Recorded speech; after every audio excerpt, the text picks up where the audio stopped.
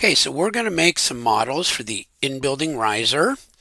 And as you recall from our discussion, we're going to make one, and we're going to use parameters so that from that one, we call that one the parent, we can make all of the different versions just by typing in some dimensions. So to do that, you got to kind of know about the thing a little bit. So we're going to read the spec for an IBR, an in-building riser.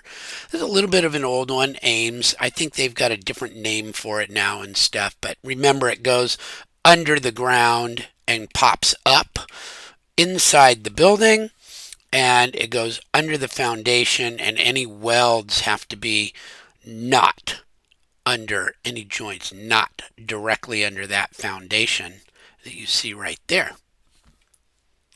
Okay, so this is the spec for it, and it tells all about it. It's a typical spec. It sort of says how it's used, kind of what one looks like. There are some features. This is if you were to write a three-part spec, this is what Ames would like you to write so that theirs gets used. So here we go. Here's some more different specifications. Here are some standards that it applies to NFPA. And then here are the dimensions right here. And that's what we're going to have to key in on. So I'm going to make that a little bit bigger. And we're going to look at it. So we're given some lengths, and this goes to the center line of this to the center line of this. That from this distance right here to the tip is this B dimension. From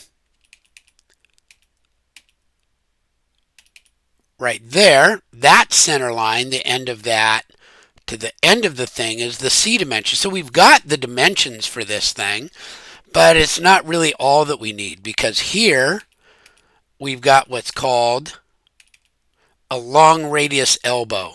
So, and that's actually what we're going to start with, because the dimensions kind of start there and go up and over. So this is our starting point. So our first thing that we're going to do is build this elbow. So we're going to have to go find out about those. And then there's some pipe with an A dimension. So there it is right there. There's a 4, 6, 8, and 10. And I think I've told you to do a 4, 6, and 8 or something like that. And so we have the dimensions. That's the outside diameter right there, the A. And then the B is how long it is, and the C is how long it is. So I've kind of got it. And it says at this end right here, I've got a CIPS coupling right there. So I have to learn how to model that. So far I have to learn how to model this thing, this elbow, and this CIPS, and this grooved end. We're just going to model some sort of a groove on it because it won't be particularly important for us in the connection. That would be a detail thing to do. So we've got the information we need from this table right here. Okay, we have outside diameters, and we have some lengths. And we have what's called a nominal size, 4, 6, and 8. So let's take now a look at this elbow. Here are elbow dimensions. So I can go to a 4-inch elbow and find out what that B dimension is as an example. Oh, I want the A dimension from the center to the end, center to the end. So I can now go to a 4-inch and know that it's 2.5 inches would be my my A dimension, 6 inches. So I can actually lay that out in Inventor. So I can go find my A dimension, come down to a 4-inch or 6-inch. Okay, there's the 4, read over. There's the 6, read over. And I'll try to remember what sizes I asked you to do. But this is where you're going to go to be able to draw this. Okay, so you draw your elbow, and then you put some pipe on it, and then, right, here's your pipe, and you know the dimensions for the pipe.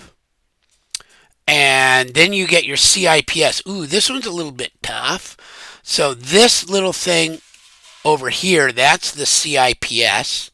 And it says an inside dimension of A, but we're going to model the outside dimension. So I have to add plus T on one side and plus T on the other side.